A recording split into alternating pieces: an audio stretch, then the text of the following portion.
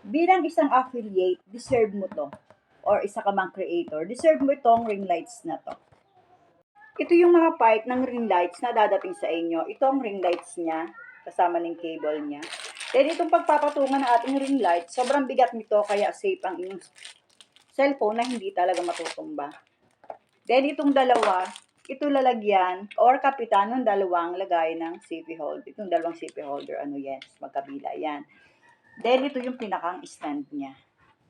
So pag binuo mo siya, ganito na yung kalalabasan niya, ano? Pwedeng pahiga, pwedeng patayo yung ating cellphone. Ano? Then ayan, isasaksak natin na itatry natin yung ilaw. Itong button sa baba is off on. Ayan, itong padalawang button is pampahina ng light niya. Then itong patatlo is pampalit ng kulay. Bali may tatlong kulay ng ilaw itong ating ring lights, ano? Then itong sa taas na button, yung pang-apat is palakas muli yung ilaw niya. Ano? Napakadali niyang gamitin at isa pa. Kung kayo mag-shoot, ay pasensya na, may na-extra manok.